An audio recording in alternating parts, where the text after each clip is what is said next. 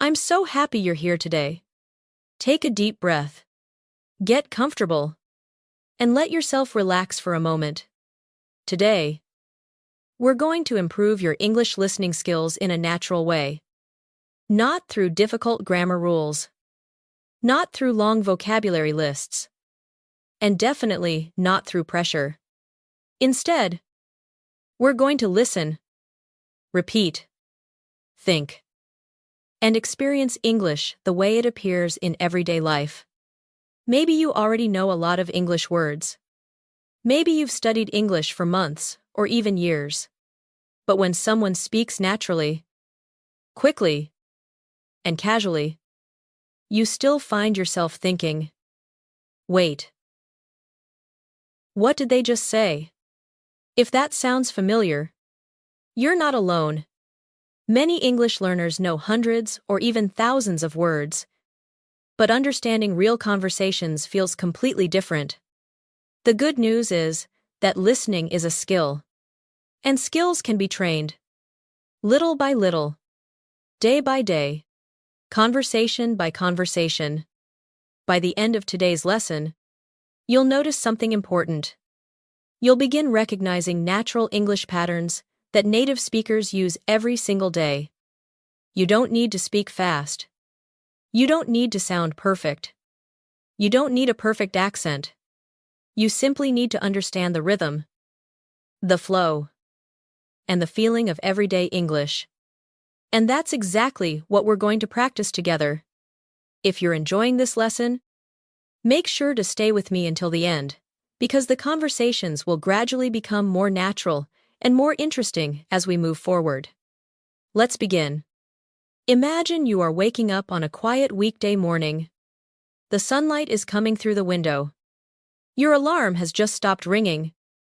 You slowly sit up in bed and stretch your arms. For a few seconds, everything feels calm. Then you remember. You have work today. You glance at the clock. Not too late. Not too early. Just enough time. As you walk into the kitchen, you think to yourself, I could really use some coffee. Listen carefully. I could really use some coffee. This is an extremely common phrase. Native speakers say it all the time. Repeat after me slowly. I could really use some coffee. Good. Again. I could really use some coffee. Now say it more naturally. I could really use some coffee. Excellent. Notice how this phrase doesn't literally mean you need coffee to survive. It simply means coffee sounds like a very good idea right now. Let's make it a little more natural. Basic English. I want coffee. Natural English. I could really use some coffee. More advanced. I could really use some coffee this morning. I barely slept last night. Listen again. I could really use some coffee this morning. I barely slept last night. Repeat after me. I could really use some coffee this morning. I barely slept last night. Very nice. Every small sentence you repeat is training your brain to think in English. And that's where real progress happens. A few minutes later, you leave your apartment building. The air is cool. The street is beginning to wake up. People are walking their dogs. Cars are moving through the intersection. A cyclist rides past. You stop at your favorite coffee shop before work.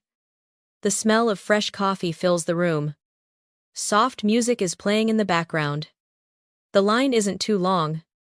A friendly barista smiles at you. Good morning. What can I get for you? This next phrase is something you'll hear every day. Listen carefully. What can I get for you? Repeat slowly. What can I get for you? Again. What can I get for you? Now naturally. What can I get for you? Great. You answer. Just a medium latte. Please? Simple. Natural. Useful. Repeat after me. Just a medium latte. Please. Again. Just a medium latte. Please. Now let's upgrade it. Basic. A latte. Please. Natural. Just a medium latte. Please. Advanced. Just a medium latte. Please. And could I get an extra shot of espresso? Listen carefully. Just a medium latte. Please. And could I get an extra shot of espresso? Repeat after me. Just a medium latte. Please. And could I get an extra shot of espresso? Excellent. Now imagine the barista smiles and says, "Long morning already." That's interesting. They're not really asking about the entire morning. They're making friendly small talk. Native speakers do this all the time. Listen. Long morning already. Repeat. Long morning already. Again. Long morning already. Your answer could be, yeah. Kind of. Very natural. Very common. Listen carefully. Yeah. Kind of. Repeat after me. Yeah. Kind of. Notice something. Many learners answer too formally. They might say, yes. It has been a long morning. That's correct. English. But it's not how most people actually speak. Instead, yeah. Kind of. Short. Relaxed. Natural. Let's continue. The barista laughs. Same here. Another phrase you'll hear constantly. Same here. Repeat slowly. Same here. Again. Same here. It simply means, I feel the same way. Let's put it into a quick conversation. Long morning already. Yeah. Off kind of. Same here. Let's try the whole conversation together. Long morning already. Yeah. Kind of. Same here. Excellent. Notice how you're already following a real conversation. Not a textbook conversation. A real one. And that's exactly what we want. As you wait for your coffee, you notice another customer standing nearby. He's looking at his phone. A message appears on the screen. Running 5 minutes late. See you soon. Let's focus on one useful phrase. Running 5 minutes late. Listen carefully. Running 5 minutes late. Repeat slowly. Running 5 minutes late. Again. Running 5 minutes late. Now. Naturally. Running 5 minutes late. Native speakers use this phrase constantly. I'm running late. I'm running 10 minutes late. I'm running a little behind. All very common. Try these with me. I'm running late. I'm running 10 minutes late. I'm running a little behind. Excellent work. Your coffee is ready. The barista calls your name. You pick up your drink. Thanks. The barista smiles. No worries. Listen carefully. No worries. Repeat. No worries. Again. No worries. Most learners know, you're welcome. But native speakers often say, no worries. No problem. Of course. Happy to help. These sound much more natural in everyday situations. Let's practice. Thanks. No worries. Thanks. No problem. Thanks. Happy to help. Very good. Notice how these small phrases make your English sound more relaxed and conversational. As you leave the coffee shop, the city feels a little more alive. More people are outside now. The sidewalks are getting busier. The sounds are getting louder. You take a sip of your coffee. It's exactly what you needed. And that's another useful phrase. It's exactly what I needed. Listen. It's exactly what I needed. Repeat slowly. It's exactly what I needed. Again. It's exactly what I needed. Now with feeling. It's exactly what I needed. Great. Try this upgraded version. Honestly, this is exactly what I needed this morning. Repeat after me. Honestly, this is exactly what I needed this morning. Excellent. You're not just repeating words. You're building automatic responses. That's the goal. Little by little, your brain starts recognizing patterns instead of translating everything. And something interesting begins to happen. You stop listening word by word. You start listening for meaning. That shift changes everything. Before we move forward, let's do a quick speaking activation. I'll ask a question. You answer in your mind. Ready. What do you usually drink in the morning? Think about it. Create one sentence. Maybe. I usually drink coffee before work. Or, I prefer tea in the morning. Or, I usually start my day with water. Any answer is fine. The important thing is that you're thinking in English. And every time you do that, you're getting stronger. A little more natural. A little more confident. A little more fluent. In the next part of our journey, the city is getting busier. People are moving faster. And we'll step into another real-life situation where native speakers begin speaking a little more naturally and a little more quickly. You'll be surprised how much you understand. The morning is moving a little faster now. The coffee shop is behind you. The sidewalks are fuller. The city feels awake. You can hear conversations around you. A car horn in the distance. The sound of footsteps crossing the street. A bus stopping at the corner. The world is busy now. And this is where real English becomes interesting. Because people don't always speak slowly. They don't always use complete sentences. They shorten words. They blend sounds together. And sometimes they say things so naturally that learners wonder if they even spoke English at all. But today, you're going to train your ears to catch those patterns. Imagine you are walking toward a bus stop on your way to work. A few people are already waiting. Some are looking at their phones. Others are quietly drinking coffee. A woman checks her watch and sighs. Then she says to the man standing next to her, I hope the bus isn't late again. Listen carefully. I hope the bus isn't late again. Repeat after me slowly. I hope the bus isn't late again. Again. I hope the bus isn't late again. Now say it naturally. I hope the bus isn't late again. Excellent. This is a phrase native speakers use all the time. I hope. I hope it doesn't rain. I hope everything goes well. I hope we get there on time. Let's practice. I hope everything goes well. Repeat. I hope everything goes well. Good. I hope we get there on time. Repeat.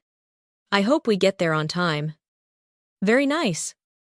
Notice how useful this pattern is. You can use it almost anywhere. A few moments later, the man responds, Yeah. Traffic's been pretty bad lately.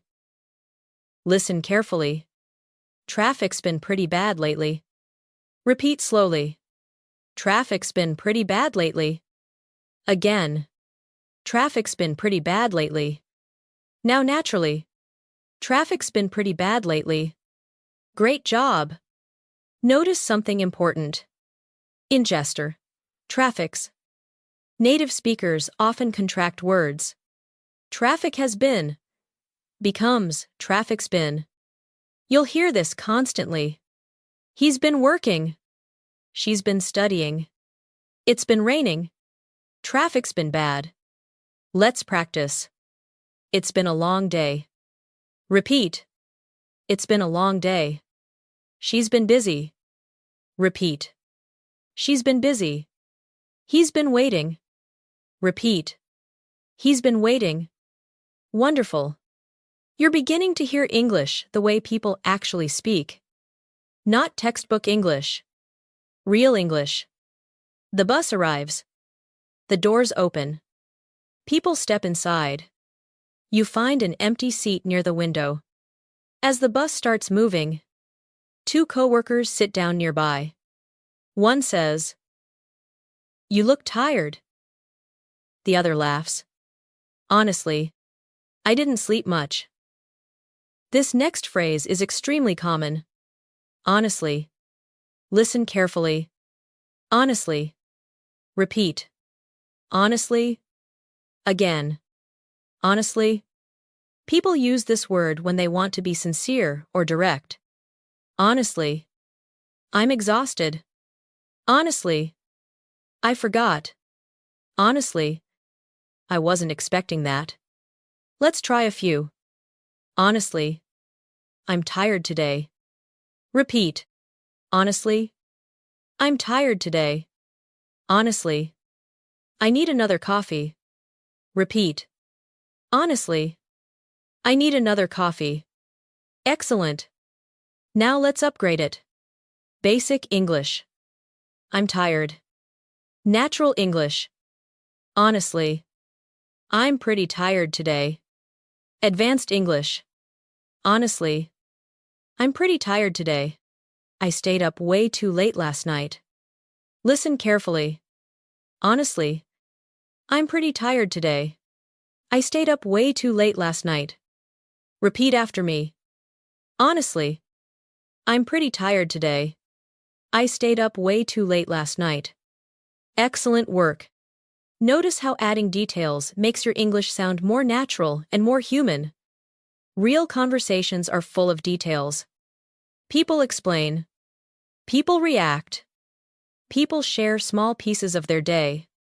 That's what makes conversations feel real. The bus stops at a red light. Outside. People are rushing across the street. A cyclist passes by. A delivery truck turns the corner. Everything is moving. And English moves with it. One of the coworkers checks his phone and suddenly says, "Oh no. The meeting starts in 15 minutes. His friend replies, "We should make it." Listen carefully. We should make it. Repeat slowly. We should make it. Again. We should make it. Now naturally. We should make it. This phrase doesn't mean making something with your hands. It means arriving on time. Native speakers use it constantly. We should make it. I think we'll make it. We're cutting it close. But we'll make it. Let's practice. I think we'll make it. Repeat. I think we'll make it. We're cutting it close. But we'll make it. Repeat. We're cutting it close. But we'll make it. Very good. Now, let's do a small listening challenge. Listen first.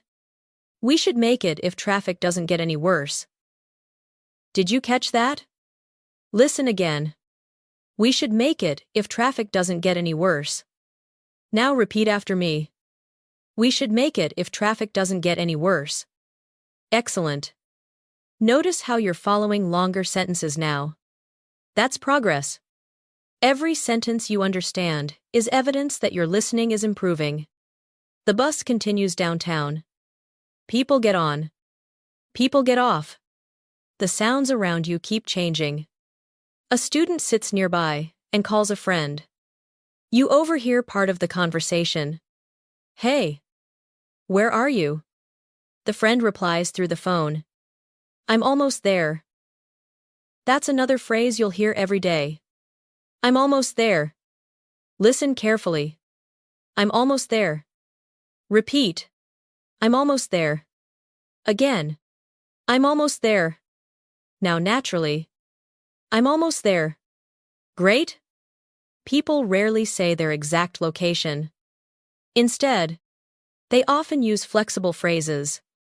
I'm almost there. I'm on my way. I'm just around the corner.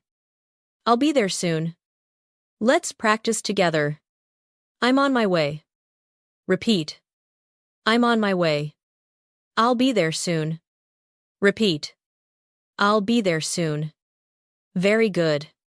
Now let's make it more natural. Imagine your friend is waiting for you. They text. Where are you? You answer. I'm on my way. I'll be there in about 5 minutes. Listen carefully. I'm on my way. I'll be there in about 5 minutes. Repeat after me. I'm on my way. I'll be there in about 5 minutes. Excellent. You're learning English that people actually use. Not once a year. Not once a month. Every single day. A few stops later, the bus becomes crowded. More voices fill the space. A teenager drops his backpack onto the floor and says, My bad. Listen carefully. My bad. Repeat.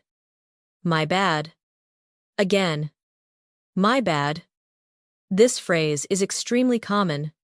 Native speakers use it instead of saying, I'm sorry. It means, that was my mistake. Let's practice. My bad. Repeat. My bad. Sorry about that. Repeat. Sorry about that. My mistake. Repeat. My mistake. Excellent. Most learners never learn these tiny phrases. But these tiny phrases appear everywhere. And when you understand them, conversations suddenly become easier. Let's take this one step deeper. Imagine someone accidentally bumps into you. They say, My bad. You smile and reply, No worries. Listen to the conversation. My bad. No worries. Again. My bad. No worries. One more time. My bad. No worries. Perfect. Notice how natural that feels. No complicated grammar. No difficult vocabulary. Just real communication. The bus is getting closer to downtown now. Tall buildings appear outside the window. People begin gathering their bags. A man standing near the door looks at his watch and quietly says, It's going to be one of those days. Interesting phrase. Listen carefully. It's going to be one of those days. Repeat slowly. It's going to be one of those days. Again. It's going to be one of those days. People say this when they expect challenges or stress. Maybe they spilled coffee. Maybe they're late. Maybe everything feels difficult. It's a very common expression. Let's practice. It's going to be one of those days. Repeat. It's going to be one of those days.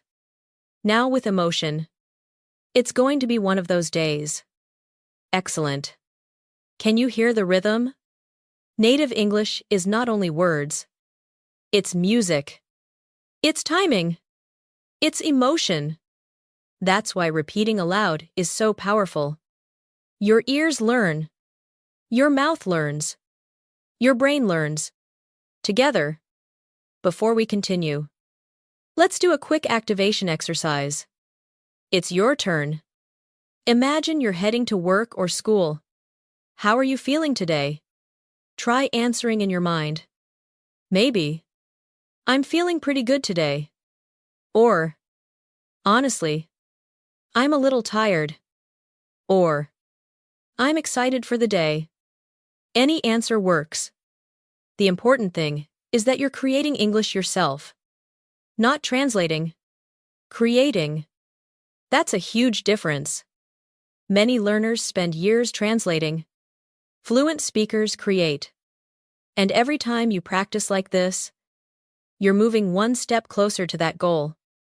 As the bus finally reaches the business district, people begin standing up. Phones disappear into pockets.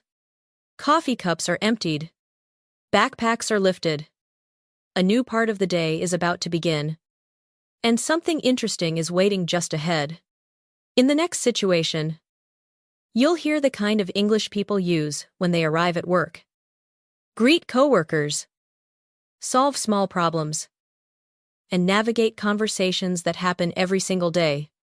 Some of the phrases may sound surprisingly simple, but they're exactly the phrases native speakers rely on most. Let's keep going. The bus doors open.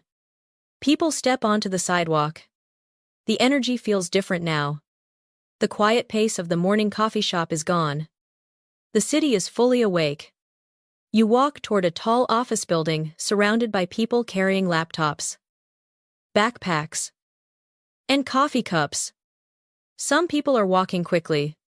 Others are checking their phones. A few are already having conversations before they even enter the building. This is where you'll hear some of the most useful English in daily life. Not because it's complicated, but because it's everywhere. Imagine you step into the lobby. The elevator doors open. A few coworkers step inside. One person smiles and says, "Morning." Just one word. Morning. Not good morning. Not hello. Just morning. Listen carefully. Morning. Repeat after me. Morning. Again. Morning. This is something you'll hear constantly. Native speakers often shorten greetings. Instead of saying, "Good morning," they simply say, "Morning." Let's practice. Morning. Morning. How's it going? Morning. Good to see you. Excellent.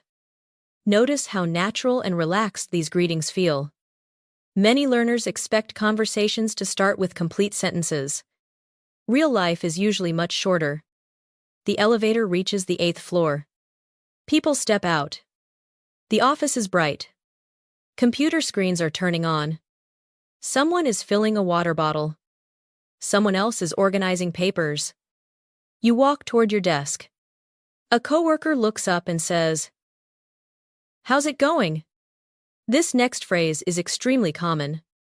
Listen carefully. How's it going? Repeat slowly. How's it going?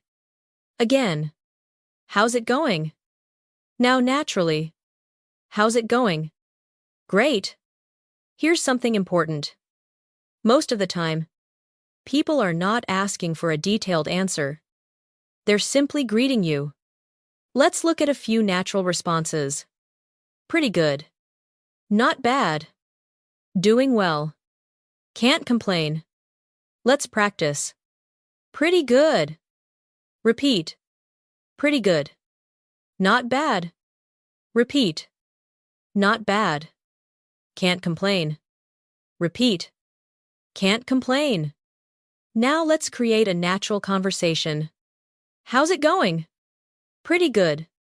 How about you? Listen again. How's it going? Pretty good. How about you?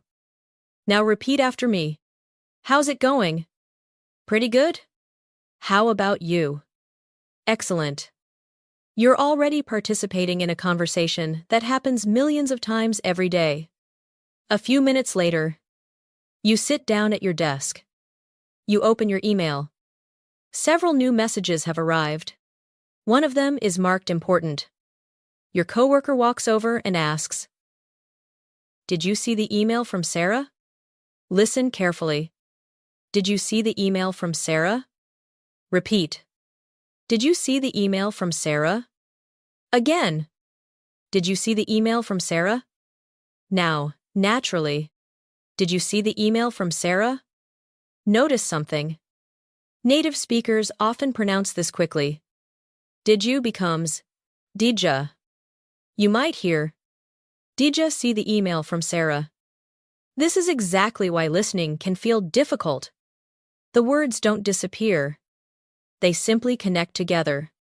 Let's practice another useful response. Yeah. I saw it. Listen. Yeah. I saw it. Repeat. Yeah. I saw it. Again. Yeah. I saw it. Very good. Let's build a short conversation. Did you see the email from Sarah? Yeah. I saw it. What did she say? Listen carefully. Did you see the email from Sarah? Yeah. I saw it. What did she say? Now repeat. Did you see the email from Sarah? Yeah. I saw it. What did she say? Excellent. Notice how you're following multiple lines now, instead of just one sentence. Your listening is growing. Little by little. One conversation at a time. A few desks away. Two coworkers are discussing a project. One says, "Do we have everything we need?" The other replies, "I think so. But let me check." Listen carefully. Let me check. Repeat slowly. Let me check. Again. Let me check. This is one of those phrases you'll hear almost every day. Let me check. Let me see. Let me think. Let me ask. Native speakers use these constantly because they buy time. They allow people to think before responding. Let's practice. Let me see. Repeat. Let me see. Let me think. Repeat. Let me think. Let me ask. Repeat. Let me ask. Excellent. Now let's upgrade the sentence. Basic English. I don't know. Natural English. Let me check. Advanced English. I'm not completely sure. Let me check and get back to you. Listen carefully. I'm not completely sure. Let me check and get back to you.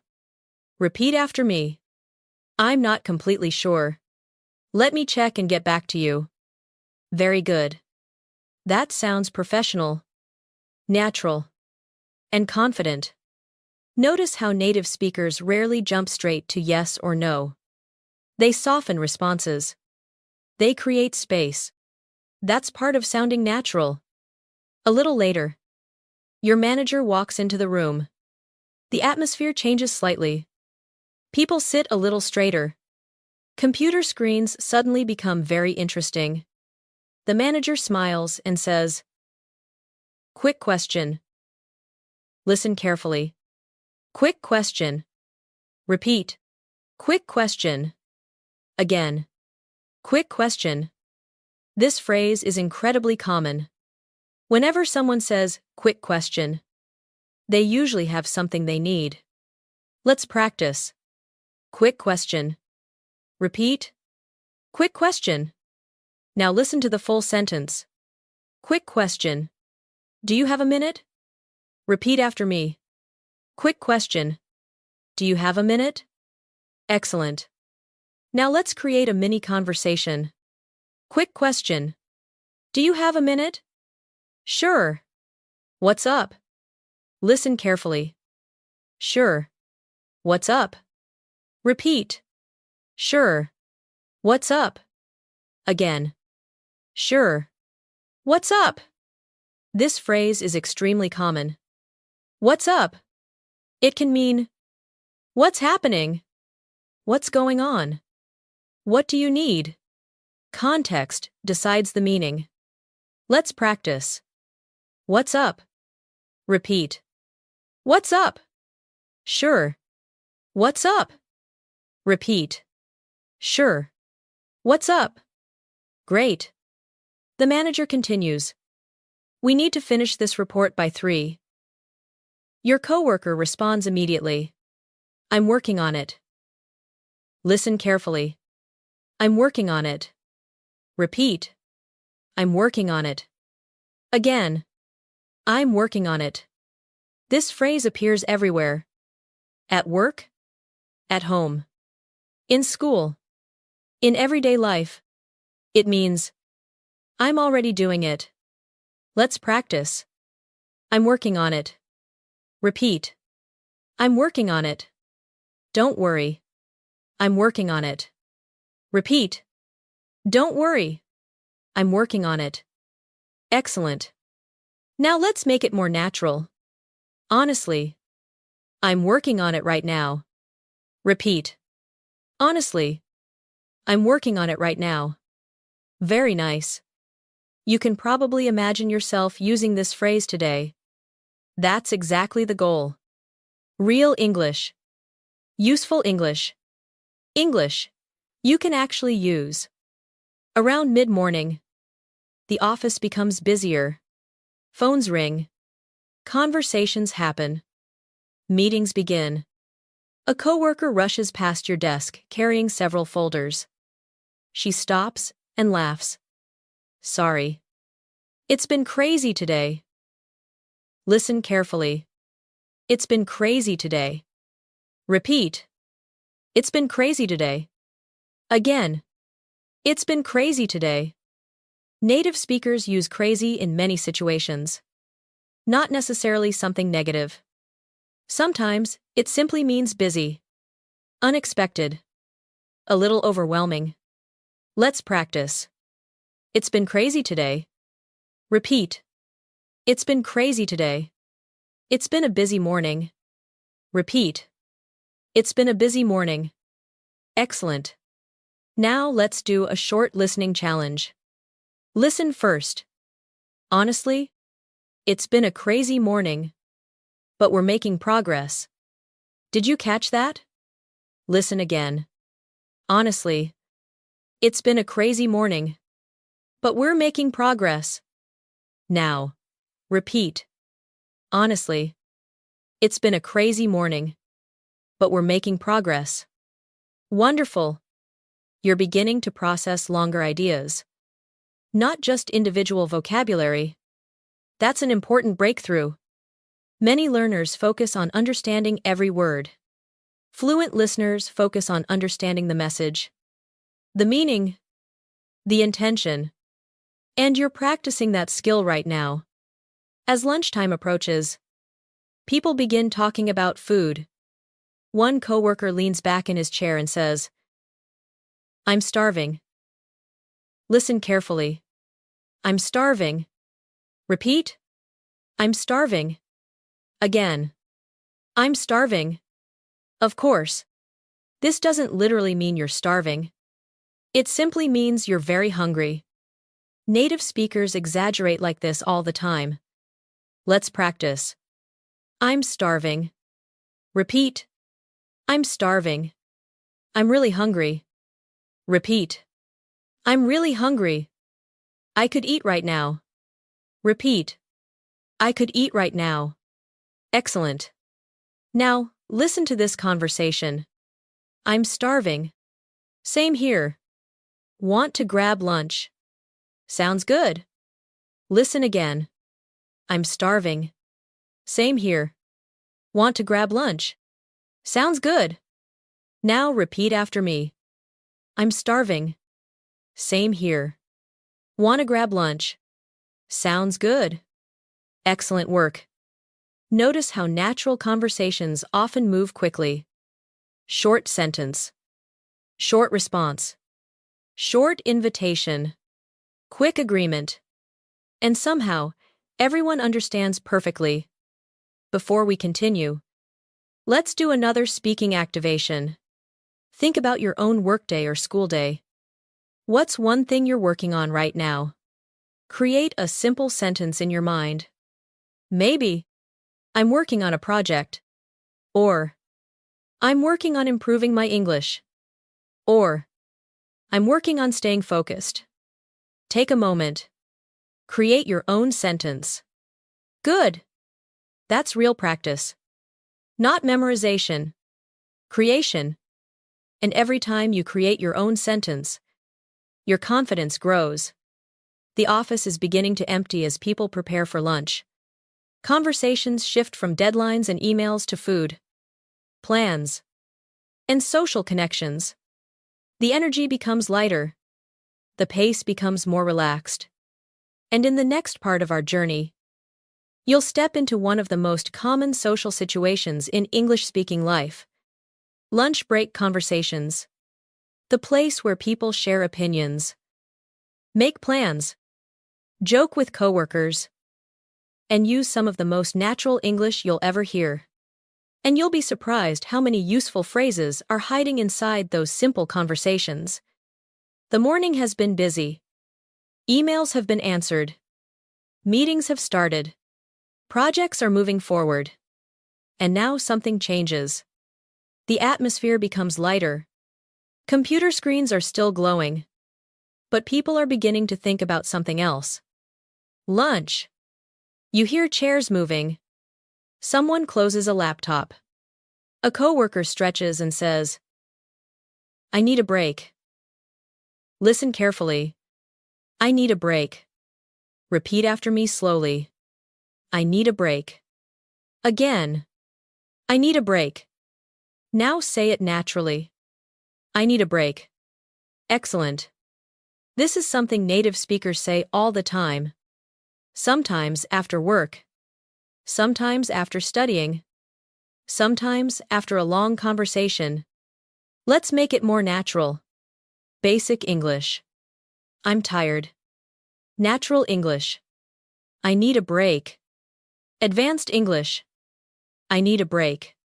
I've been staring at my screen all morning. Listen carefully. I need a break. I've been staring at my screen all morning. Repeat after me. I need a break. I've been staring at my screen all morning. Very good. Notice how adding a reason makes the sentence feel more realistic. People often explain why they feel something. That tiny detail makes English sound alive. A coworker stands up and looks around the office. So, who's hungry? Listen carefully. Who's hungry? Repeat slowly. Who's hungry? Again. Who's hungry? Now naturally. Who's hungry? Great. 3 people immediately respond.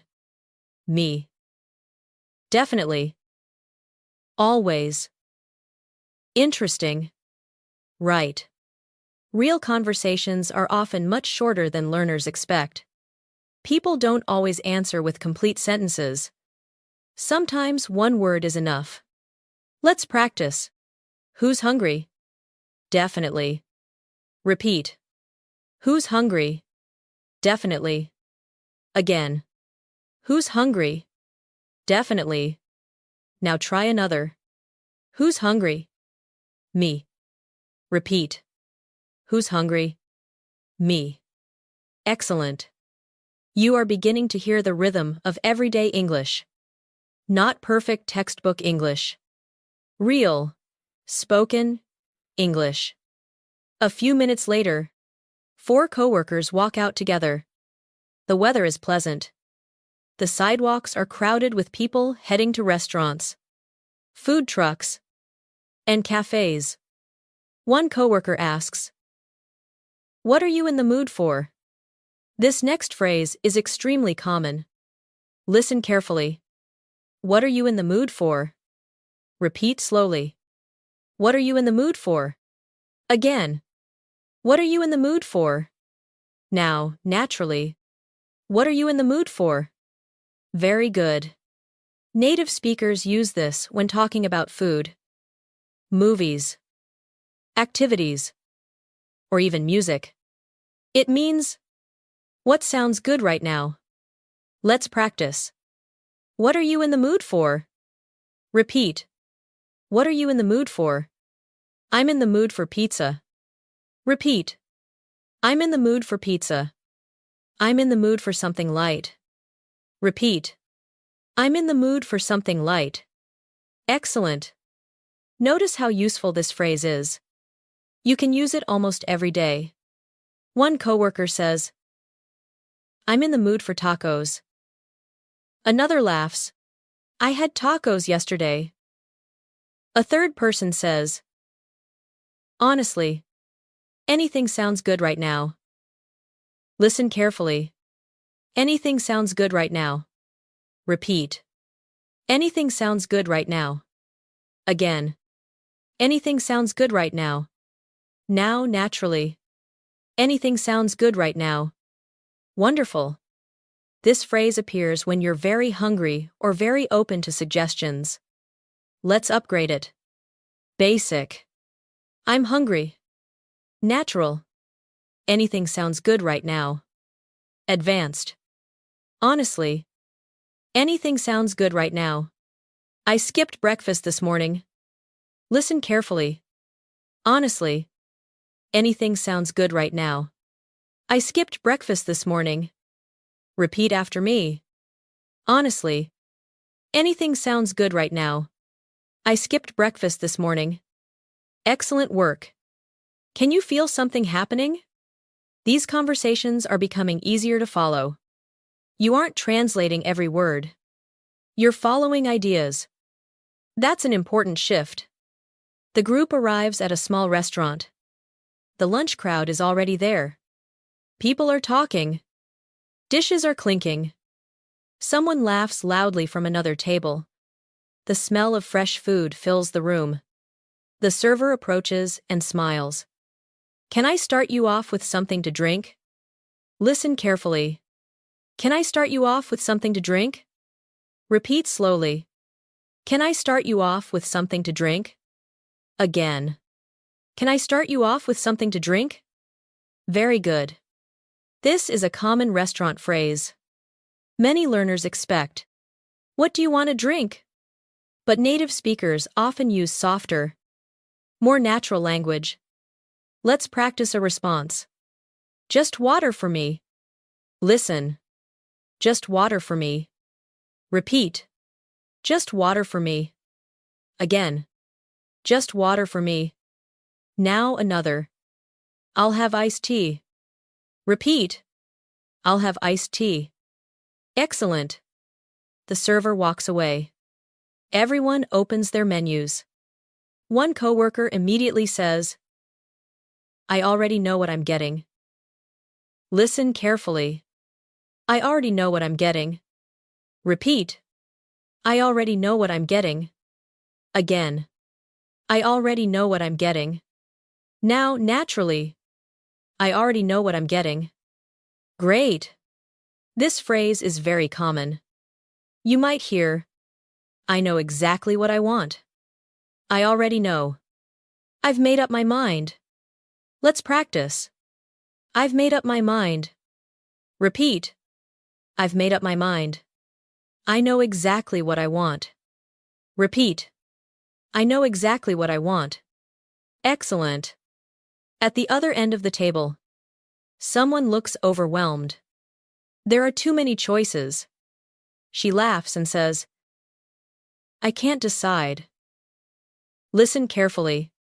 I can't decide. Repeat. I can't decide. Again. I can't decide. Now naturally. I can't decide. This phrase appears everywhere. Restaurants. Shopping. Movies. Travel plans. Life. Let's practice. I can't decide. Repeat. I can't decide. Everything looks good. Repeat. Everything looks good. I'm torn between two options. Repeat.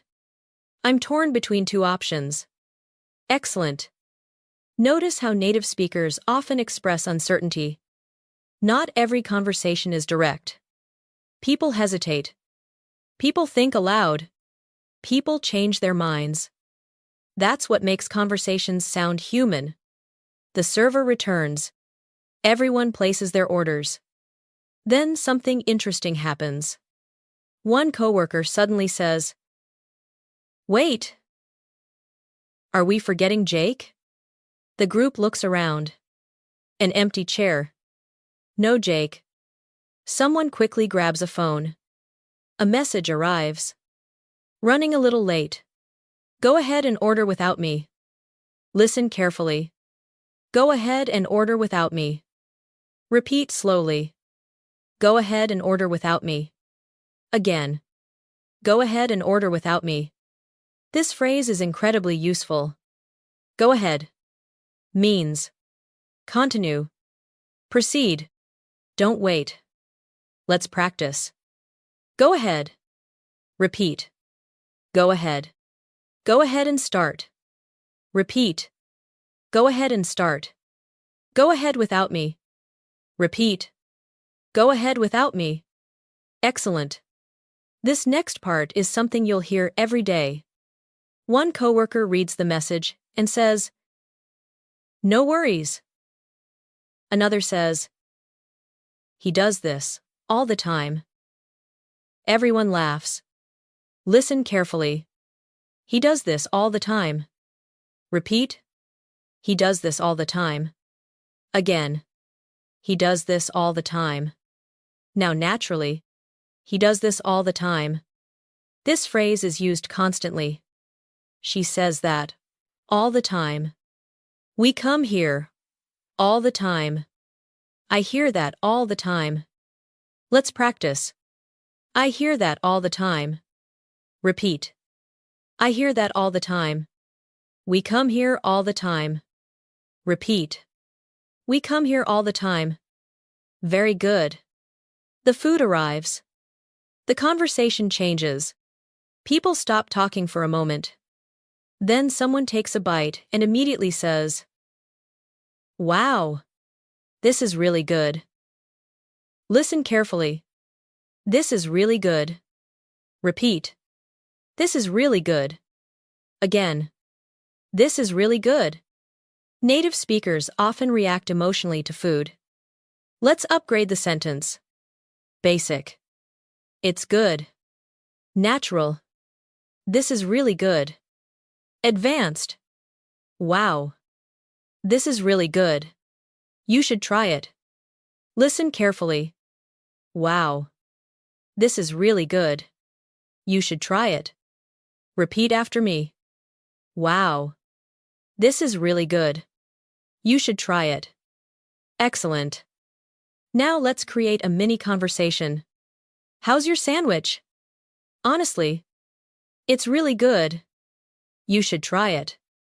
Listen again. How's your sandwich? Honestly, it's really good. You should try it. Now repeat after me. How's your sandwich? Honestly, it's really good. You should try it. Excellent work. Notice how natural these exchanges feel. Short.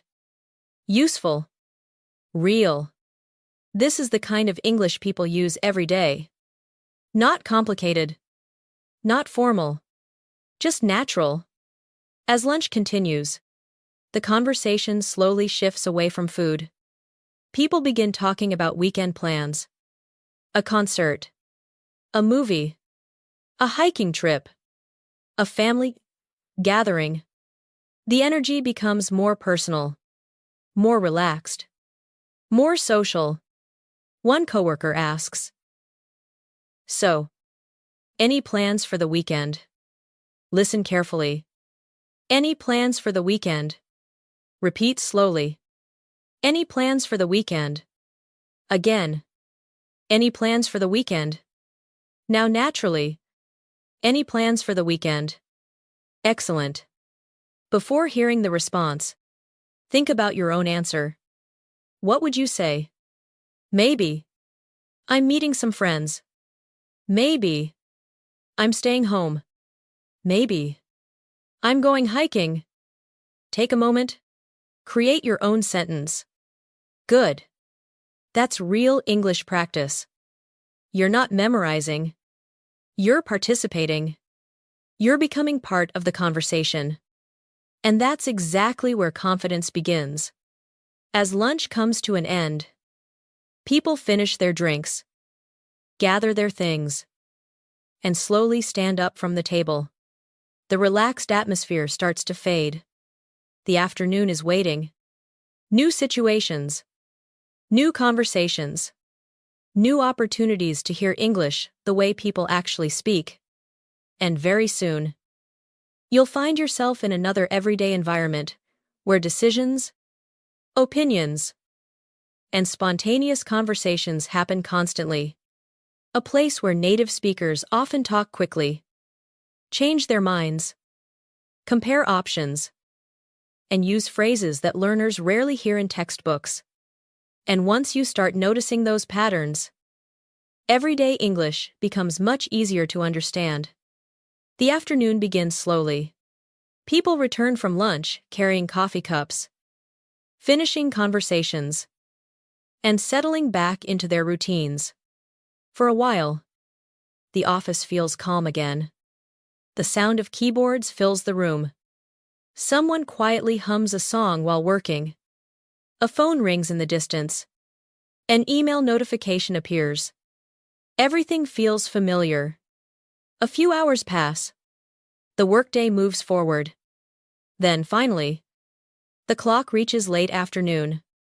You finish a task you've been working on all day. You lean back in your chair. You stretch your arms. And suddenly, you remember something. You need to buy a few things before going home. Imagine you leave the office and walk into a large shopping center. The atmosphere changes immediately. Bright lights. Music playing overhead. People moving in every direction. Friends talking. Families shopping. Cashiers greeting customers. This is another place where everyday English comes alive. And today, you're going to learn some of the most useful shopping conversations native speakers use all the time. As you enter a clothing store, you notice a jacket displayed near the entrance. It catches your attention. You stop for a moment.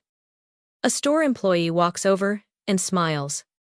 Can I help you find anything? Listen carefully. Can I help you find anything? Repeat after me slowly.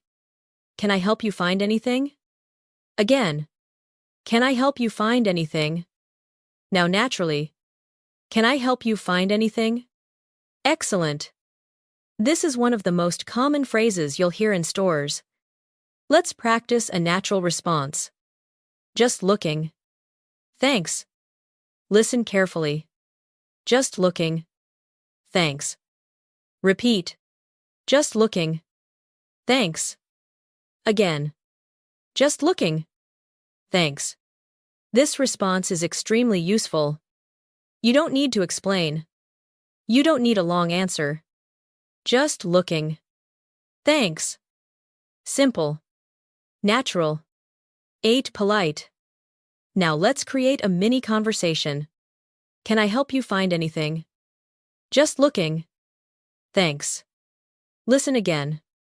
Can I help you find anything? Just looking. Thanks. Now repeat after me. Can I help you find anything? Just looking. Thanks. Very good. Notice how short real conversations often are. One question. One response. Done. That's everyday English. As you continue walking through the store, you find a jacket you like. You pick it up and look at it closely. The material feels nice. The color looks good. But you're not completely sure. And that's everyday English. As you continue walking through the store, you find a jacket you like. You pick it up and look at it closely. The material feels nice. The color looks good. But you're not completely sure. And this is where a very common phrase appears. You think. What do you think? Listen carefully. What do you think? Repeat slowly. What do you think? Again. What do you think? Now naturally. What do you think? Excellent. People use this phrase constantly. At stores. At restaurants. At work. At home. Let's practice. What do you think? Repeat. What do you think? What do you think about this? Repeat. What do you think about this? What do you think of this color? Repeat. What do you think of this color? Excellent. A friend who came shopping with you looks at the jacket. She tilts her head slightly. Then she says, "It looks good on you." Listen carefully. It looks good on you. Repeat slowly. It looks good on you. Again. It looks good on you. Now naturally. It looks good on you. Great! This phrase appears everywhere when discussing clothes. Let's practice. It looks good on you. Repeat. It looks good on you. That color suits you. Repeat. That color suits you. I think it works. Repeat. I think it works. Excellent. Notice how native speakers often give opinions gently. Not, buy it. Instead, it looks good on you. I think it works. That color suits you. The language feels softer, more natural, more human. Your friend continues. But maybe try the blue one too. Interesting. She's not disagreeing. She's simply offering another idea. This happens constantly in English conversations. Listen carefully. Maybe try the blue one too. Repeat. Maybe try the blue one too. Again. Maybe try the blue one too. Very good. Now let's create a short dialogue. What do you think? It looks good on you. Maybe try the blue one too. Listen again. What do you think? It looks good on you. Maybe try the blue one too. Now repeat after me. What do you think? It looks good on you. Maybe try the blue one too. Excellent. Can you hear how natural that sounds? This is exactly the kind of conversation native speakers have every day. You decide to try the blue jacket. A few minutes later, you come out of the fitting room. Your friend smiles. Oh, wow. I like this one better. Listen carefully. I like this one better. Repeat slowly. I like this one better. Again. I like this one better. Now naturally. I like this one better. Excellent. This phrase is incredibly useful. Let's practice a few variations. I like this one better. I think this one's nicer. This feels more comfortable. Repeat after me. I think this one's nicer. Again. I think this one's nicer. This feels more comfortable. Repeat. This feels more comfortable. Great! Notice how comparisons happen naturally during shopping. Native speakers constantly compare options. Better. Nicer. More comfortable. Cheaper. Easier. More practical. These words appear everywhere. As you continue shopping, you notice something interesting. The price tag. It's higher than expected. You quietly say, That's a little expensive. Listen carefully. That's a little expensive. Repeat. That's a little expensive. Again. That's a little expensive. Now, naturally. That's a little expensive. Excellent. Notice the phrase a little. Native speakers often soften opinions. Instead of saying, That's expensive, they say, That's a little expensive. Instead of, It's bad, they say, It's not great. This makes conversations sound friendlier. Let's practice. That's a little expensive. Repeat. That's a little expensive. It's a bit pricey. Repeat. It's a bit pricey. I'm not sure it's worth it. Repeat. I'm not sure it's worth it. Excellent. Now let's make it more natural. Honestly, it's nice. But I'm not sure it's worth the price. Listen carefully. Honestly, it's nice. But I'm not sure it's worth the price. Repeat after me. Honestly, it's nice. But I'm not sure it's worth the price. Wonderful. You are hearing the way real people make decisions. Not perfect. Not immediate. Real. People hesitate. People compare. People think aloud. That's why these conversations feel authentic. Eventually, you leave the clothing store and enter a grocery store nearby. The atmosphere feels different. Shopping carts roll across the floor. Children laugh. Someone is comparing fruit. Someone else is reading ingredient labels. You grab a basket and start walking through the aisles. A shopper nearby picks up a product and asks her friend, "Have you ever tried this?" Listen carefully. Have you ever tried this? Repeat. Have you ever tried this? Again. Have you ever tried this? This phrase is extremely common. People use it when discussing food, restaurants, movies, books, apps, and experiences. Let's practice. Have you ever tried this? Repeat. Have you ever tried this? Have you seen this before? Repeat. Have you seen this before? Have you heard of it?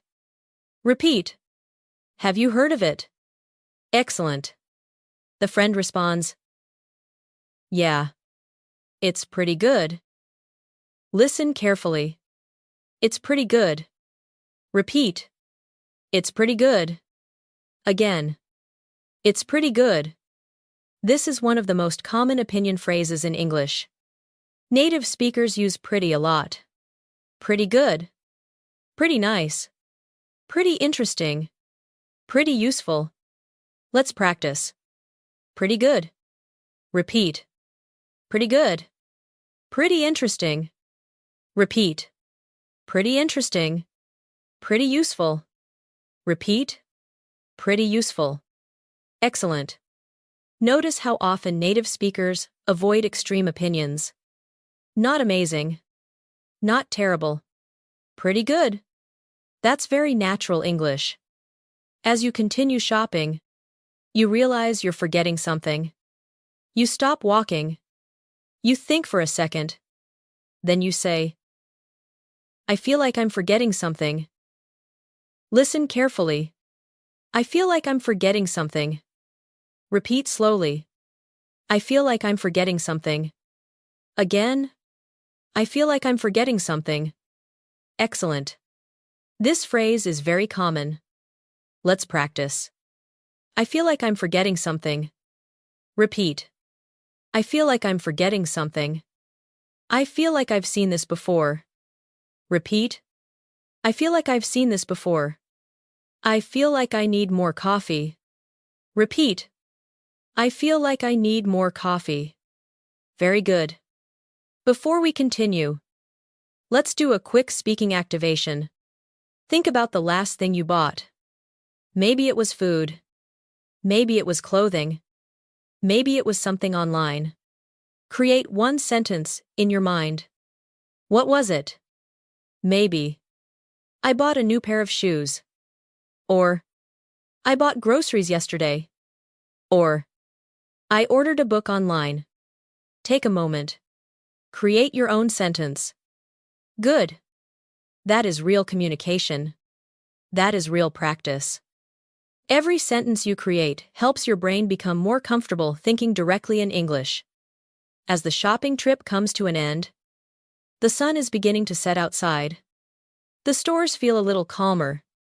People are heading home. The day is slowly changing once again. Very soon, you'll step into a different kind of conversation. Less about shopping. Less about decisions. And more about friendships, personal stories, reactions, and the kind of English people use when they finally relax after a long day. Those conversations often move quickly. They contain surprises. They contain emotions. And they're filled with some of the most natural phrases you'll hear in everyday life. Let's keep going. The sky is beginning to change. The bright afternoon sunlight is softer now. The streets are still busy, but the energy feels different. People are leaving offices. Store employees are locking display cases. Coffee shops are filling up again. Not with people starting their day. With people finishing it. This part of the day has a special feeling. The pressure of work begins to disappear. Conversations become more personal. People stop talking about deadlines and start talking about life. Imagine you're walking toward a small outdoor cafe downtown. The weather is comfortable. The air feels fresh. The sound of distant traffic mixes with quiet music coming from nearby restaurants. You see a friend sitting at a table waiting for you. As soon as they notice you, they smile and wave. You sit down. And the first thing they say is, "It's been a while." Listen carefully. It's been a while. Repeat after me slowly. It's been a while. Again. It's been a while. Now naturally. It's been a while. Excellent. This phrase is extremely common when you haven't seen someone recently. It doesn't matter if it's been a week, a month, or even longer. Native speakers use it all the time. Let's practice. It's been a while. Repeat. It's been a while. Yeah. It's been a while. Repeat. Yeah. It's been a while. Wow. It's been a while. Repeat. Wow. It's been a while. Excellent. Your friend smiles. How have you been? Listen carefully. How have you been? Repeat slowly. How have you been? Again. How have you been? Now naturally. How have you been? Great. This question is different from, "How are you?" It's asking about a longer period of time. Native speakers often ask this when reconnecting. Let's practice a natural response. I've been good. Listen. I've been good. Repeat. I've been good. Again. I've been good. Now let's upgrade it. Basic. I've been good. Natural. I've been pretty busy lately. Advanced. I've been pretty busy lately. But things are going well. Listen carefully. I've been pretty busy lately. But things are going well. Repeat after me. I've been pretty busy lately. But things are going well. Very good. Notice how people often add extra details. Not because they have to. Because that's how conversations grow. One sentence leads to another. One idea creates another idea. That's how connection happens. The waiter arrives. Your friend looks at the menu and says, "I could definitely use a coffee." Listen carefully. I could definitely use a coffee. Repeat. I could definitely use a coffee. Again. I could definitely use a coffee. Notice the word definitely. Native speakers use it constantly. Definitely. Absolutely. For sure. Let's practice. Definitely. Repeat. Definitely. Absolutely. Repeat. Absolutely. For sure. Repeat. For sure. Excellent. Now let's create a mini conversation. Do you want a coffee? Definitely. Listen again. Do you want a coffee? Definitely. Now repeat after me. Do you want a coffee? Definitely. Very natural. Very common. As the drinks arrive, the conversation becomes more relaxed. Your friend leans forward and says, "So, what's new?" Listen carefully. What's new? Repeat slowly. What's new? Again. What's new? Now, naturally. What's new? Excellent.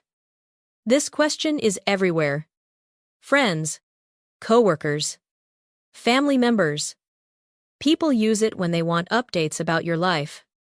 Let's practice. What's new? Repeat. What's new? Not much. Repeat. Not much.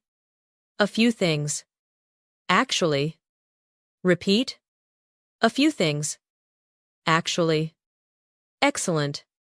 Your friend suddenly laughs. You won't believe what happened to me last weekend. Interesting. Now there's curiosity.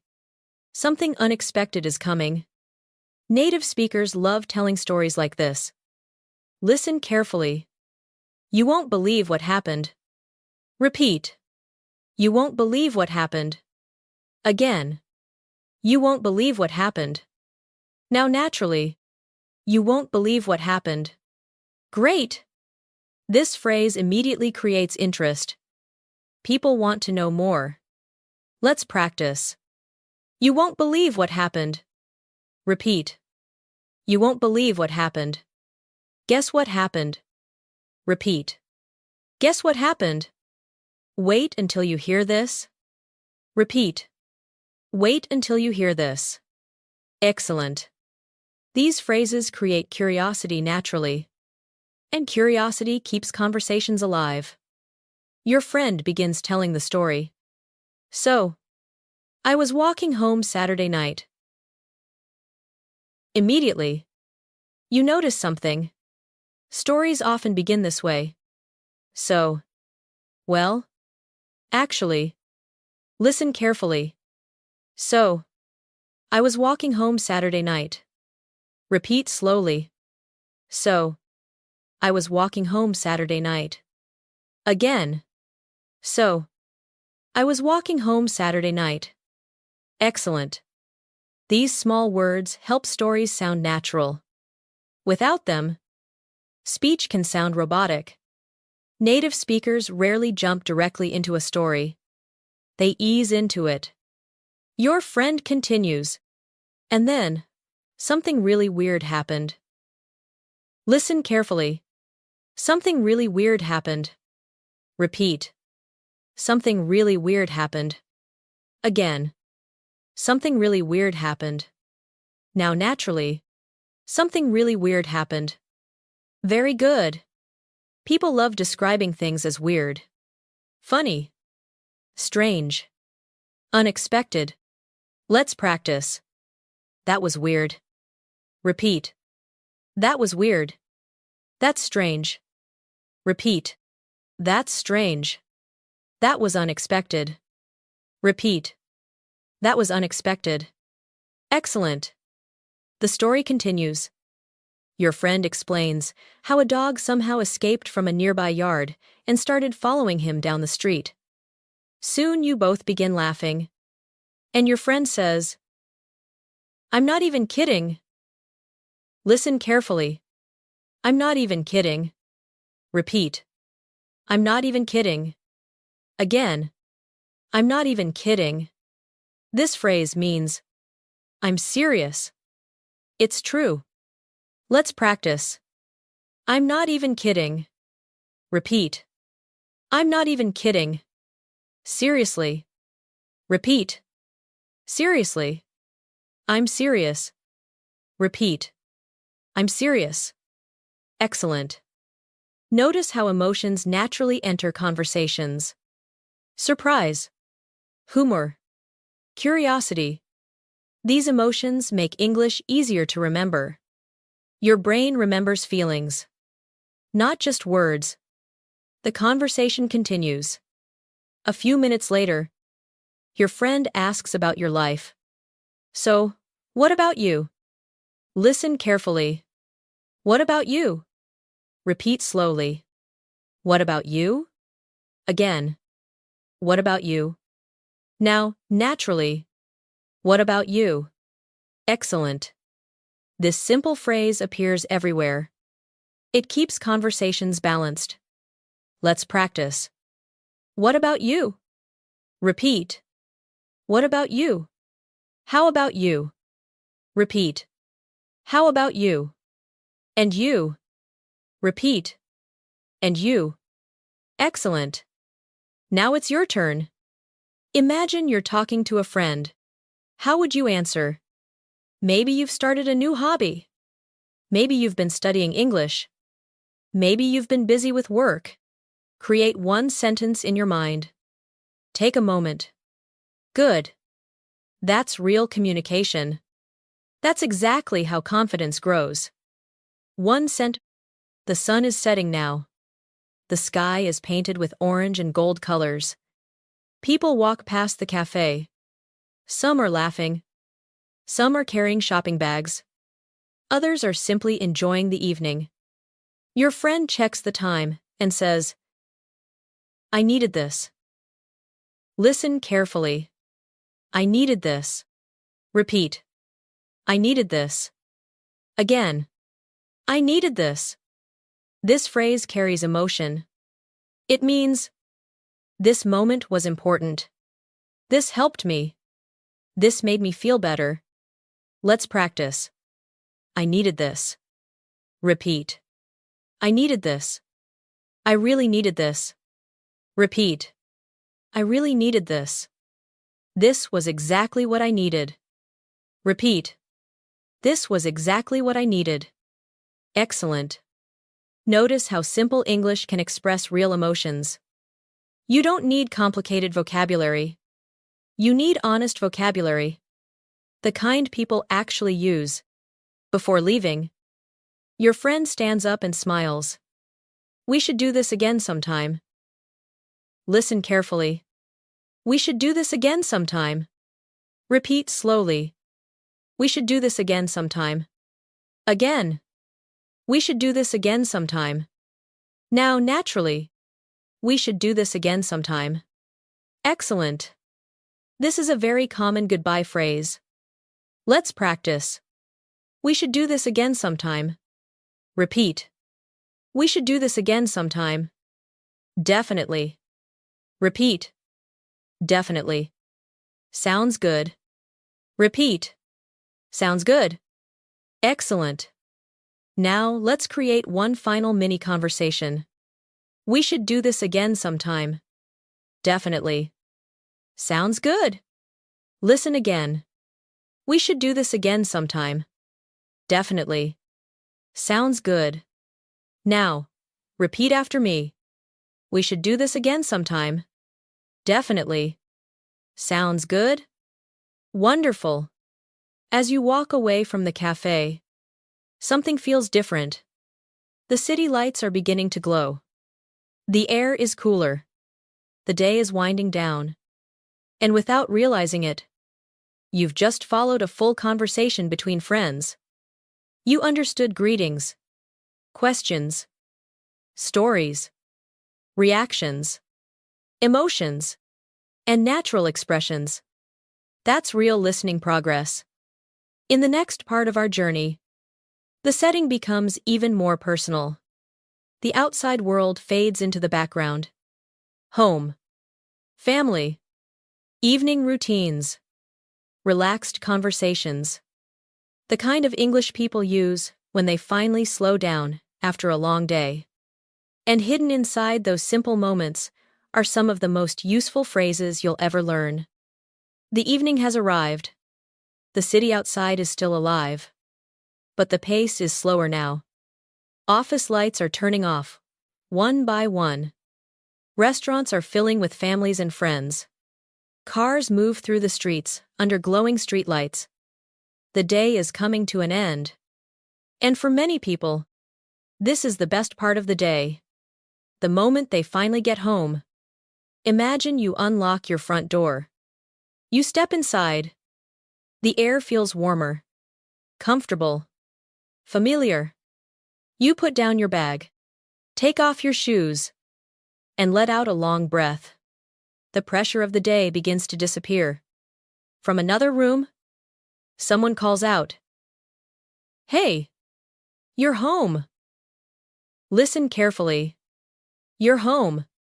Repeat after me slowly. You're home. Again. You're home. Now, naturally. You're home. Excellent. Simple phrases like this appear everywhere in family life. They're short, warm, comfortable, natural. You smile and reply, Yeah. I just got in. Listen carefully. I just got in. Repeat slowly. I just got in. Again. I just got in. Now naturally. I just got in. Great. This phrase means, you recently arrived. Native speakers use it constantly. Let's practice. I just got in. Repeat. I just got in. I just got home. Repeat. I just got home. I got here a few minutes ago. Repeat. I got here a few minutes ago. Excellent. The conversation continues. Someone asks, "How was your day?" Listen carefully. How was your day? Repeat. How was your day? Again. How was your day? Now naturally. How was your day? Wonderful. This is one of the most common questions in English. Parents ask it. Partners ask it. Friends ask it. Roommates ask it. Let's practice a few responses. It was good. Repeat. It was good. Pretty busy. Repeat. Pretty busy. Not too bad. Repeat. Not too bad. Excellent. Now let's make it more natural. Pretty busy. But not too bad. Listen carefully. Pretty busy. But not too bad. Repeat after me. Pretty busy. But not too bad. Very good. Notice how native speakers often balance positive and negative information. Pretty busy. But not too bad. Tired. But feeling good. Long day. But productive. These combinations sound very natural. As you walk into the kitchen, the smell of dinner fills the air. Something is cooking. A family member stirs a pot on the stove. Someone else is setting the table. The atmosphere feels calm, relaxed. A voice asks, "Could you help me for a second?" Listen carefully. Could you help me for a second? Repeat slowly. Could you help me for a second? Again. Could you help me for a second? Now naturally. Could you help me for a second? Excellent. This is a phrase you'll hear all the time at home. Let's practice a response. Sure. Listen. Sure. Repeat. Sure. Again. Sure. Now a longer response. Sure. What do you need? Repeat. Sure. What do you need? Excellent. Notice how often native conversations involve helping each other. Tiny requests. Tiny responses. Small moments of cooperation. That's everyday English. You help carry plates to the table. A few minutes later, everyone sits down. The meal begins. People start talking about their day. One person says, "You'll never guess what happened at work." Listen carefully. You'll never guess what happened. Repeat slowly. You'll never guess what happened. Again. You'll never guess what happened. This phrase immediately creates curiosity. People want to hear the story. Let's practice. You'll never guess what happened. Repeat. You'll never guess what happened. Guess what happened? Repeat. Guess what happened? Wait until you hear this. Repeat. Wait until you hear this. Excellent. The story begins. Everyone listens. Someone laughs. Someone asks questions. This is exactly how natural conversations work. They move. They react. They grow. One person tells a story. Another responds. A third adds something. Real conversations are rarely one person speaking forever. They flow back and forth.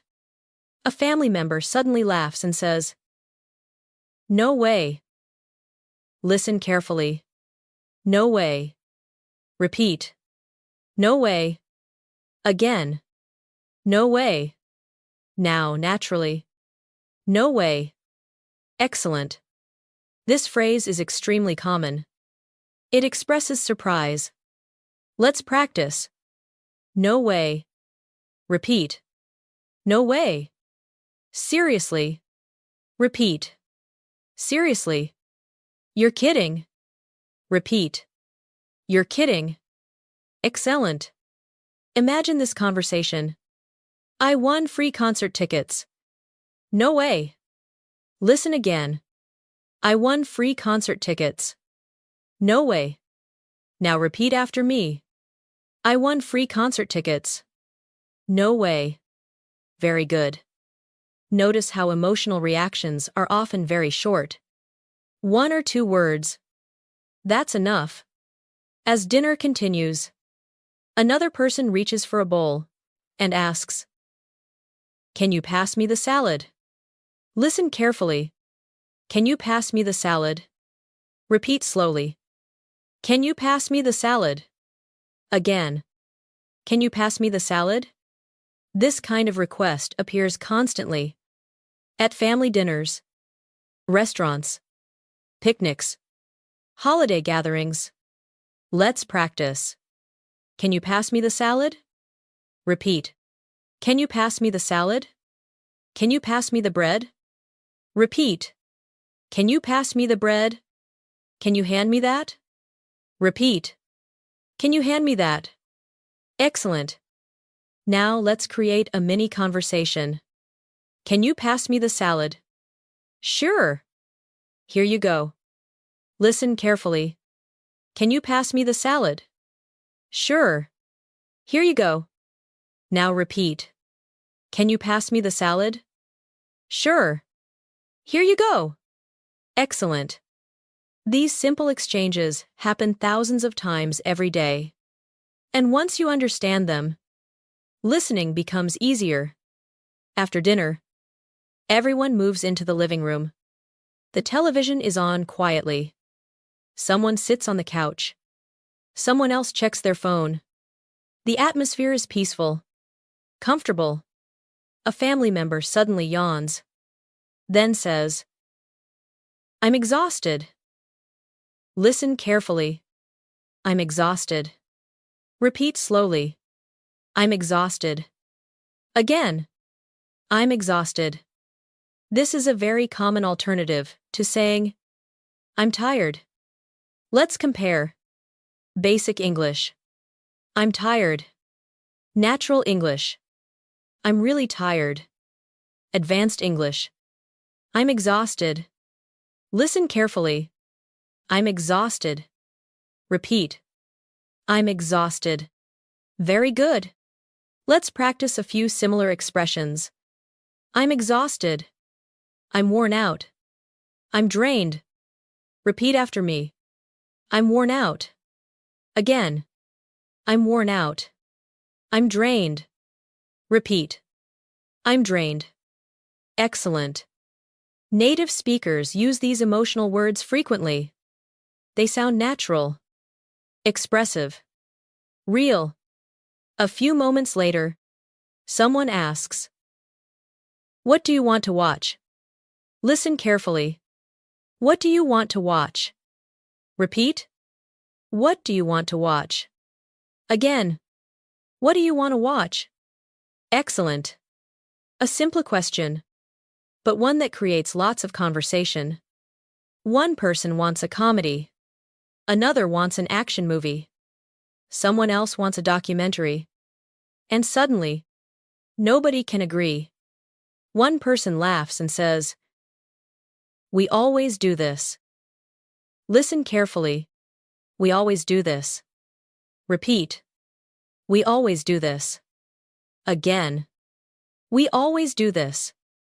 Excellent. This phrase is useful in many situations. We always do this. You always say that. He always forgets. Let's practice. You always say that. Repeat. You always say that. He always forgets. Repeat. He always forgets. Very good. The discussion continues. Nobody can decide. Finally, someone says, "I don't really care." Listen carefully. I don't really care. Repeat slowly. I don't really care. Again. I don't really care. This doesn't mean they're angry. It simply means they don't have a strong preference. Let's practice. I don't really care. Repeat. I don't really care. Anything is fine. Repeat. Anything is fine. I'm good with whatever. Repeat. I'm good with whatever. Excellent. Notice how flexible native speakers often are in conversations. Not every opinion is strong. Sometimes people simply go along with the group. Now let's do a quick speaking activation. Imagine you're relaxing at home right now. What are you doing? Create one sentence in your mind. Maybe, I'm watching a movie. Or, I'm having dinner. Or, I'm listening to English practice. Take a moment. Create your sentence. Good. That's another step toward thinking directly in English. And every time you do it, the process becomes easier, faster, more natural. The evening continues quietly. Conversations become softer. People become more relaxed. The day feels farther away now. And as everyone settles into the comfort of home, another part of life begins to appear. Entertainment. Movies. Music. Weekend plans. Future ideas. The conversations people have when they're dreaming about tomorrow, instead of thinking about today. And hidden inside those conversations are dozens of phrases native speakers use every single day. The next part of our journey will take us there. The evening feels peaceful now. Dinner is over. The dishes have been put away. The lights inside the house are softer than before. Outside, the city continues moving. But from where you are sitting, everything feels calm. This is the time of day when many people finally relax. No deadlines. No meetings. No rushing from one place to another. Just a little space to enjoy the evening. Imagine you're sitting comfortably on the couch. A warm drink rests on the table beside you.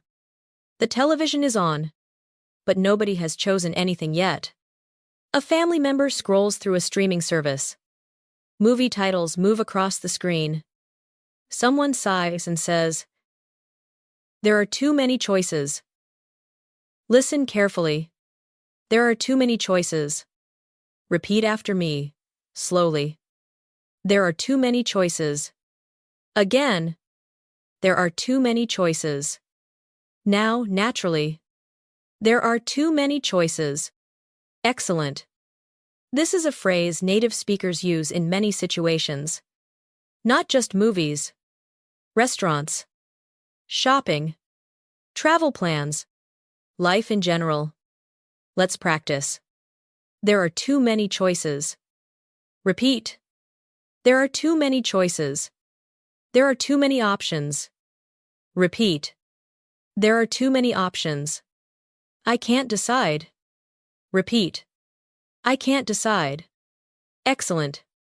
Notice how often English conversations involve making decisions, and sometimes not making them. That's very natural. A few seconds later, someone points at a movie poster and says, "This one looks interesting." Listen carefully. This one looks interesting. Repeat slowly. This one looks interesting. Again. This one looks interesting. Now, naturally. This one looks interesting. Very good. Native speakers constantly use looks when giving first impressions. Let's practice. It looks good. Repeat. It looks good. That looks fun. Repeat. That looks fun. This looks interesting. Repeat. This looks interesting. Excellent. Now, let's upgrade the sentence. Basic English. This movie looks good. Natural English. This one looks interesting. Advanced English. This one looks interesting. I've heard really good things about it. Listen carefully. This one looks interesting. I've heard really good things about it. Repeat after me. This one looks interesting. I've heard really good things about it. Wonderful. That phrase is extremely common. I've heard good things about it. Native speakers use it all the time. Maybe for a movie. Maybe for a restaurant. Maybe for a new cafe. Let's practice. I've heard good things about it. Repeat. I've heard good things about it. I've heard it's really good. Repeat. I've heard it's really good. Excellent. The discussion continues. Someone immediately disagrees. Nah. I'm not really in the mood for that. Listen carefully. I'm not really in the mood for that. Repeat slowly. I'm not really in the mood for that. Again. I'm not really in the mood for that. Now, naturally. I'm not really in the mood for that. Excellent. This phrase is incredibly useful. Let's practice. I'm in the mood for a comedy. Repeat. I'm in the mood for a comedy. I'm not really in the mood for that. Repeat. I'm not really in the mood for that. I'm in the mood for something funny. Repeat. I'm in the mood for something funny. Very good. Notice how people often express preferences indirectly. They're not saying the movie is bad. They're simply saying it doesn't match their mood. That's a very natural communication style. After several minutes of discussion, someone finally says, "Let's just pick something." Listen carefully. Let's just pick something. Repeat slowly.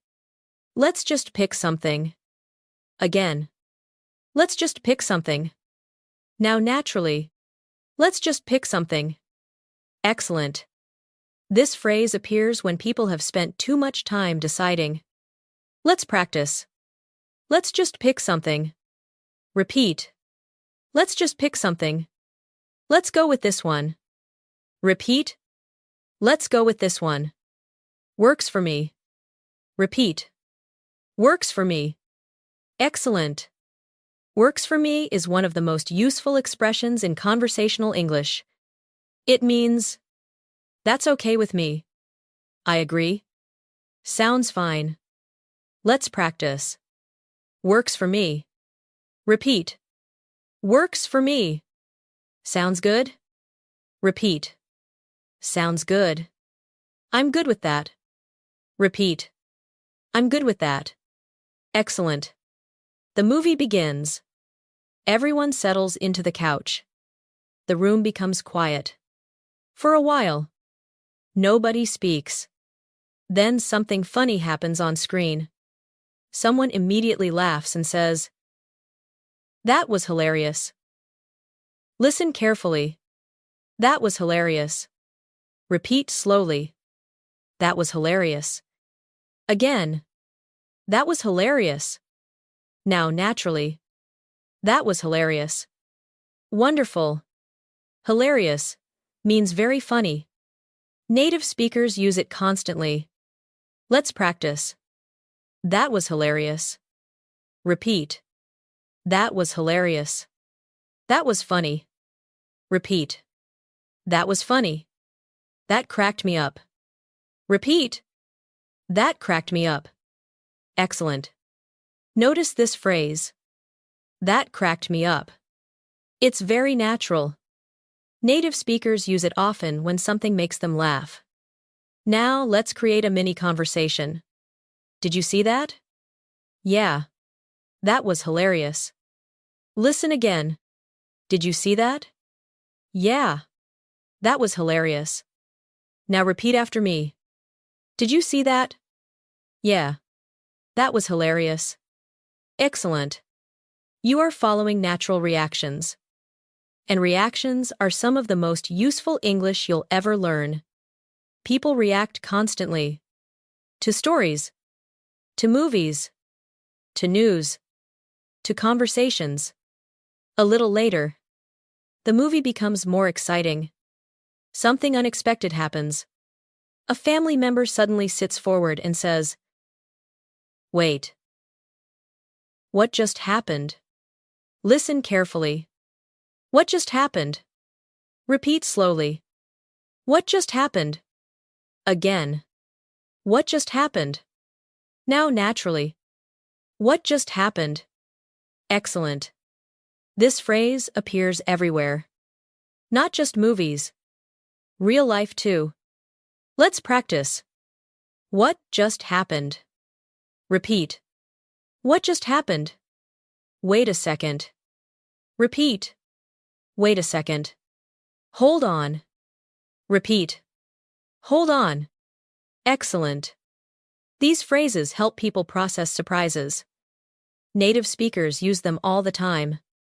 As the movie continues, another person begins checking their phone. A notification appears. Their face lights up. They smile. Then they say, "Oh, that's exciting." Listen carefully. That's exciting. Repeat. That's exciting. Again. That's exciting. Now naturally. That's exciting. Excellent. Let's practice. That's exciting. Repeat.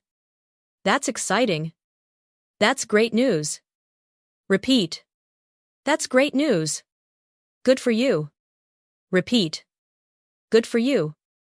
Excellent. Notice how English conversations often include emotional support. People celebrate good news together. That's an important part of communication. The movie eventually ends. The credits begin rolling. Everyone stretches. One person says, "That was worth watching." Listen carefully. That was worth watching. Repeat slowly. That was worth watching. Again. That was worth watching. Now naturally. That was worth watching. Excellent. This phrase is very common. Worth watching. Worth reading. Worth visiting. Worth trying. Let's practice. Worth watching. Repeat. Worth watching. Worth trying. Repeat. Worth trying. Worth visiting. Repeat. Worth visiting. Excellent. A few minutes later, attention shifts toward the weekend. The conversation naturally moves from entertainment to future plans. Someone asks, "So, what are we doing this weekend?" Listen carefully. What are we doing this weekend? Repeat slowly. What are we doing this weekend? Again. What are we doing this weekend? Now naturally. What are we doing this weekend? Very good. This question appears constantly. Friends ask it. Families ask it. Coworkers ask it. Let's practice. What are you doing this weekend? Repeat. What are you doing this weekend? Any plans this weekend? Repeat. Any plans this weekend? Got anything planned? Repeat. Got anything planned? Excellent. One person immediately responds, "I'm looking forward to Saturday." Listen carefully. I'm looking forward to Saturday. Repeat slowly. I'm looking forward to Saturday. Again. I'm looking forward to Saturday. This phrase is extremely common. It means you're excited about something in the future. Let's practice. I'm looking forward to it. Repeat. I'm looking forward to it. I'm really looking forward to it. Repeat. I'm really looking forward to it.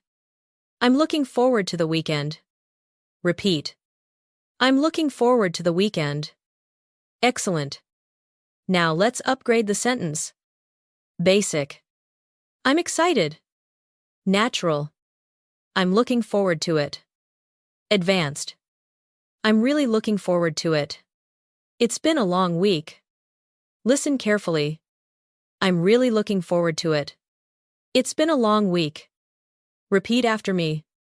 I'm really looking forward to it. It's been a long week. Wonderful. Before we continue, let's do another speaking activation. Think about something you're looking forward to. Maybe it's a trip. Maybe it's a meal. Maybe it's a day off. Maybe it's simply relaxing. Create one sentence in your mind. Use the phrase, "I'm looking forward to." Take a moment. Good. That's real English. That's real communication. Every sentence you create strengthens your ability to think directly in English. And that ability is growing stronger with every section of this lesson. The evening is getting later now. The room is quieter. The lights are dimmer. Outside, the streets are calmer than they were just a few hours ago. The day is almost over. But before it ends, there's one final stage. A quieter moment. A reflective moment. A chance to look back at everything you've experienced today.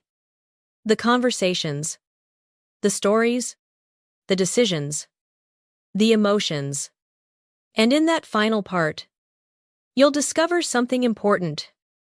You've understood far more English than you may realize. And that's exactly where confidence begins. The day is almost over now. The conversations have become quieter.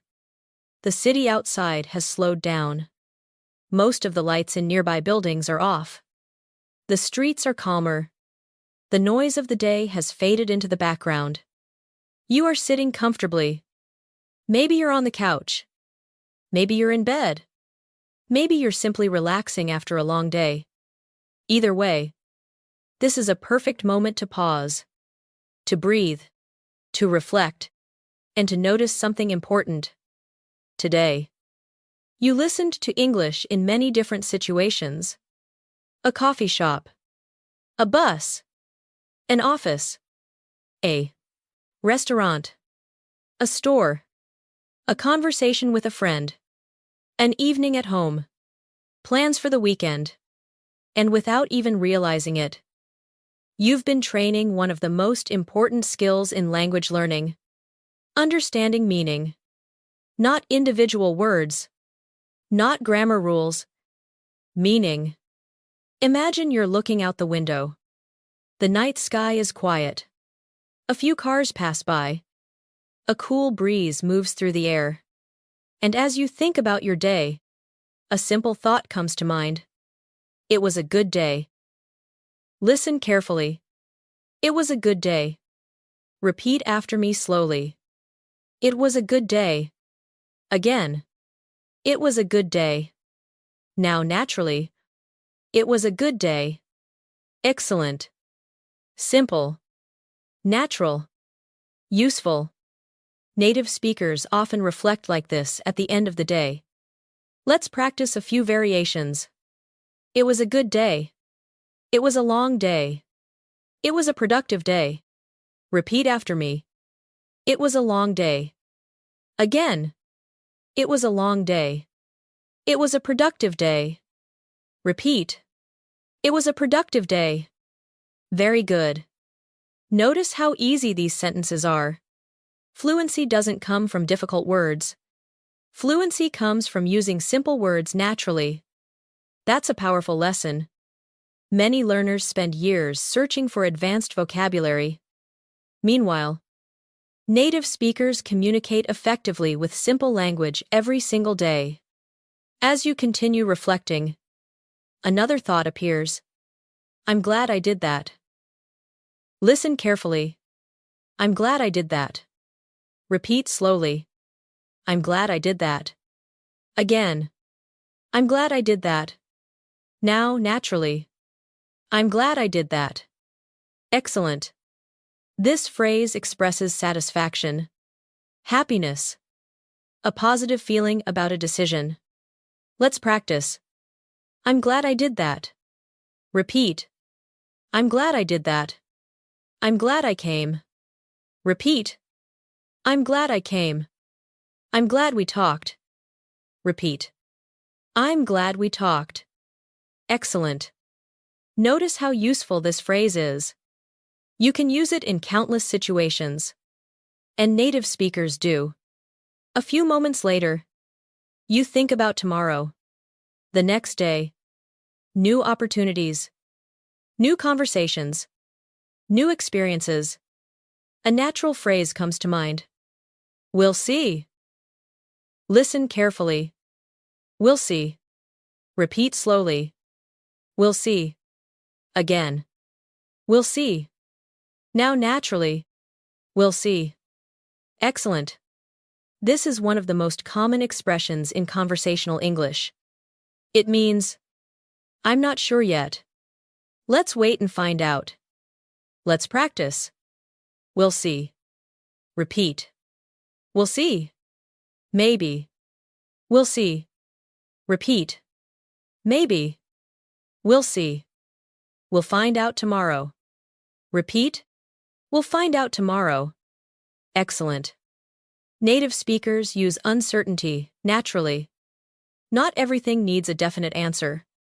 Sometimes, we'll see, is enough. Now imagine receiving a text message from a friend. The message says, "Thanks again for today." You smile and reply, "Anytime." Listen carefully. Anytime. Repeat slowly. Anytime. Again. Anytime. Now naturally. Anytime. Excellent. This small word carries warmth, friendliness, connection. Let's practice. Anytime. Repeat. Anytime. No problem. Repeat. No problem. Happy to help. Repeat. Happy to help. Excellent. These small expressions help relationships feel natural, and they're used constantly in real conversations. As the evening becomes quieter, let's take a moment to review some of the phrases you've learned throughout today's journey. Listen carefully. I could really use some coffee. Repeat. I could really use some coffee. I'm running late. Repeat. I'm running late. Let me check. Repeat. Let me check. Sounds good. Repeat. Sounds good. What do you think? Repeat. What do you think? No way. Repeat. No way. I'm looking forward to it. Repeat. I'm looking forward to it. Excellent. Did you notice something? Those phrases are not difficult. They're not academic. They're not advanced. But native speakers use them every day. That's why they matter. This next moment is important, because many learners underestimate themselves. They think, my English isn't good enough. I need more vocabulary. I need better grammar. I need to study more. Sometimes that's true. But sometimes you've already learned more than you realize. Think about how many conversations you followed today. How many questions you understood. How many answers you recognized. How many phrases felt familiar. That's progress. Real progress. And progress deserves recognition. Listen carefully. I'm getting better. Repeat slowly. I'm getting better. Again. I'm getting better. Now, naturally. I'm getting better. Excellent. Let's upgrade it. I'm getting better every day. Repeat. I'm getting better every day. Little by little. I'm getting better. Repeat. Little by little. I'm getting better. Very good. These are not just English sentences. They're reminders. Language learning takes time. But every sentence matters. Every phrase matters. Every listening session matters. Every small step counts. And that's exactly why consistency is more important than perfection. Many learners quit because they expect immediate results. Native speakers didn't become fluent overnight. Neither will you. But every day you listen. Every day you repeat. Every day you think in English. You become stronger. Listen carefully. Keep going. Repeat. Keep going. Again. Keep going. Now naturally. Keep going. Excellent.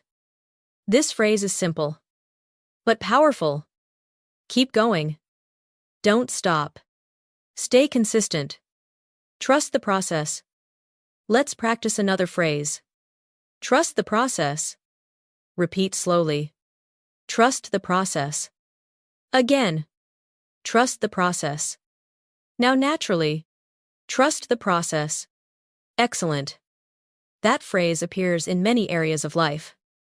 Sports, business, learning, language. Growth takes time. Results come later. The important thing is continuing. Now let's do one final speaking activation together. Think about your day. Or think about tomorrow. Create one sentence completely on your own. Any sentence. Maybe, I'm looking forward to tomorrow. Maybe, I had a productive day. Maybe, I'm going to relax tonight. Maybe, I'm proud of my progress. Take a moment. Create your sentence. Good. That sentence belongs to you. You created it. Not memorized it. Created it. And that's exactly what real communication is. Before we finish, let's have one final mini conversation. How are you feeling about your English? Maybe your answer is, I'm getting better. Listen carefully. How are you feeling about your English? I'm getting better. Again. How are you feeling about your English? I'm getting better. Now repeat after me. How are you feeling about your English? I'm getting better. Excellent. And maybe that's the most important phrase of today's lesson. Not perfect. Not fluent. Not amazing. Just better. A little better than before. And if you keep showing up, keep listening, and keep practicing, that improvement continues. Day after day. Conversation after conversation. Sentence after sentence. Thank you for spending this time with me here on Relaxing English Listening. I hope these conversations helped you feel more comfortable with natural English. I hope you discovered useful phrases you can use in your own life. And most importantly, I hope you realized that understanding English doesn't require perfection. It requires exposure, practice, patience, and consistency. Before you go, try one small challenge. Leave a simple English sentence in the comments. Just one sentence. Tell us how your day was. Tell us what you're looking forward to. Tell us something you learned today. Keep it simple. Keep it natural. Keep practicing. And if you enjoyed learning this way, subscribe to Relaxing English, Listening, and come back for another journey through real-life English. Until next time, take care of yourself. Keep listening. Keep speaking. Keep learning. And remember,